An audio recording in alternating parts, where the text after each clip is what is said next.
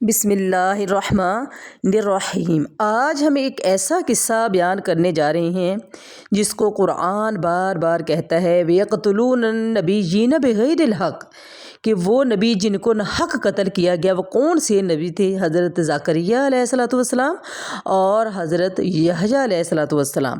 حضرت زکریہ علیہ السلام کی بڑھاپے میں اللہ تبارک تعالیٰ نے دعا کی۔ حضرت زکریہ علیہ السلام بنی اسرائیل کے بڑے نیک نبی تھے اور بیت المقدس کے خادم تھے۔ وہ اللہ کے نیک بندے تھے اور لوگوں کو اللہ کی طرف بلاتے تھے، لیکن ان کی ایک بہت بڑی فکر یہ تھی کہ ان کے بعد دین کی خدمت کرنے والا کوئی نہیں ہوگا، کیونکہ وہ بہت بوڑھے ہو چکے تھے اور ان کی بیوی بھی بانجھ تھی۔ اس لیے انہوں نے اللہ تبارک تعالیٰ سے خفیہ دعا کی۔ قرآن میں اللہ تعالیٰ فرماتا ہے سورہ مریم میں، اے میرے رب، میری ہڈیاں کمزور ہو گئی ہیں اور سر بڑھاپے سے سفید ہو چکا ہے، لیکن میں تیری دعا سے کبھی محروم نہیں رہا، تجھ سے مانگ کر کبھی محروم نہیں رہا۔ پھر عرض کیا، اے اللہ، مجھے اپنی طرف سے ایک نیک وارث عطا فرما۔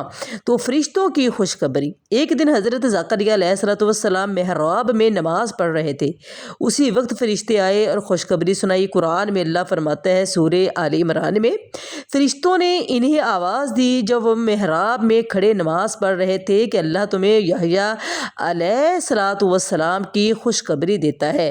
فرشتوں نے بتایا اس بچے کا نام یحییٰ ہوگا۔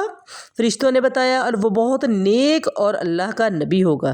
حضرت زکریہ علیہ السلام کی حیرت۔ حضرت زکریہ علیہ السلام نے عرض کیا، اے اللہ، میرے ہاں بیٹا کیسے ہوگا، کیونکہ میں بہت بوڑھا ہو چکا ہوں، میری بیوی بانجھ ہے۔ اللہ تبارک تعالیٰ نے فرمایا یہ اللہ کے لیے آسان ہے۔ پھر حضرت زکریہ نے نشانی مانگی تو اللہ تبارک تعالیٰ نے فرمایا 3 دن تک تم لوگوں سے بات نہیں کر سکو گے مگر اشارے کنائے سے۔ حضرت یحییٰ علیہ السلام کی پیدائش۔ کچھ عرصہ بعد اللہ تبارک تعالیٰ نے حضرت زکریہ علیہ السلام کو ایک بیٹا عطا کیا۔ اللہ نے خود اس کا نام یحییٰ رکھا۔ قرآن میں فرماتا ہے، اللہ اے زکریہ، ہم نے تمہیں ایک لڑکے کی خوشخبری دیتے ہیں جس کا نام یحییٰ علیہ السلام ہے، اور یحییٰ علیہ السلام کی نیکی اور عبادت۔ حضرت یحییٰ علیہ السلام بچپن ہی میں بہت نیک تھے۔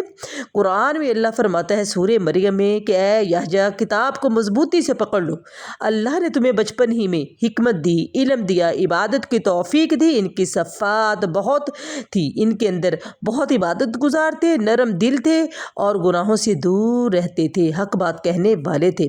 اور بنی اسرائیل کی سب سے بڑی خرابی، اس زمانے میں بنی اسرائیل کے لوگ بہت ہی گناہوں میں پڑ چکے تھے، ظلم، فحاشی، شریعت کی مخالفت کرنا۔ حضرت یحییٰ علیہ السلام انہیں اللہ کی طرف بلاتے تھے۔ بادشاہ کا حرام نکاح کرنا۔ اس زمانے میں بنی اسرائیل کا ایک بادشاہ تھا اور اس بادشاہ کی بیوی پہلے کسی اور کی بیوی تھی۔ اس کے ہاں سے ایک اس کے ساتھ لڑکی تھی جو اپنے ساتھ لائی، اور جب وہ جوان ہوئی، بلوغت کو پہنچی تو بہت خوبصورت تھی، تو بادشاہ نے اس لڑکی سے نکاح کرنا چاہا، لیکن شریعت میں بیوی کی بیٹی سے نکاح کرنا حرام ہے۔ جو لوگوں نے حضرت یحییٰ علیہ السلام سے پوچھا تو انہوں نے صاف اعلان کیا کہ یہ نکاح جو ہے وہ حرام ہے، کہ اپنی بیوی کی بیٹی سے، ستیلی سے، وہ بھی بیٹی ہی کے زمرے میں آتی ہے، جائز نہیں ہے۔ عورتوں کا غصہ اور سازش۔ بادشاہ کی بیوی کو یہ بات بہت بری لگی، کیونکہ وہ چاہتی تھی اس کی بیٹی بادشاہ سے شادی کرے۔ اس نے اپنی بیٹی کو بہکایا۔ ایک دن بادشاہ نے جشن منایا، لڑکی نے بادشاہ کے سامنے رقص کیا اور بادشاہ بہت خوش اور بولا جو مانگو وہ دیا جائے گا۔ لڑکی نے اپنی ماں کے کہنے پر کہا مجھے حضرت یحییٰ علیہ السلام کا سر چاہیے۔ حضرت یحییٰ علیہ السلام کی شہادت، بادشاہ کو یہ سن کر بہت افسوس ہوا، لیکن اس نے وعدہ کر لیا تھا۔ آخر کار ظالم لوگوں نے حضرت یحییٰ علیہ السلام کو شہید کر دیا، ان کا سر کاٹ کر ایک تھال میں لا کر پیش کیا۔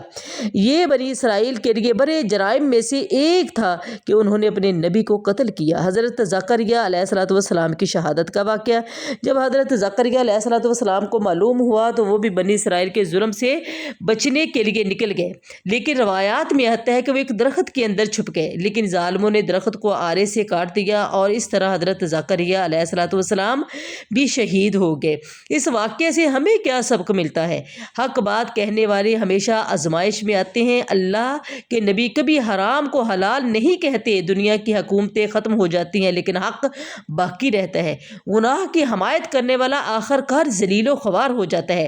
یہاں تک کہ بعد میں اللہ تبارک تعالیٰ نے بنی اسرائیل پر نبیوں کو قتل کرنے کی وجہ سے ایسے ظالم حکمرانوں کو نازل کیا جن لوگوں نے بنی اسرائیل کو قیدی بنایا، بنی اسرائیل کو قتل کیا، کس وجہ سے کہ وہ نبیوں کو ناحق قتل کرتی ہے۔ اور بعض میں کہا کہ روایات میں آتا ہے کہ اللہ فرماتا ہے کہ جب جب بنی اسرائیل اس طرح ذلیل و خوار کرے گی، جو بھی کام کرے گی، تو اللہ تعالیٰ اس پر طاقتور لوگوں کو مسلط کرتے رہیں گے۔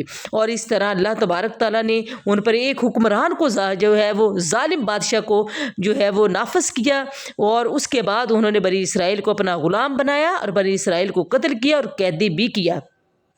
اور بعض روایات میں آتا ہے کہ حضرت یحییٰ علیہ السلام کا کافی دیر تک، اس وقت تک جب تک حضرت یحییٰ علیہ السلام کو انصاف نہیں ملا، خون ابلتا رہا۔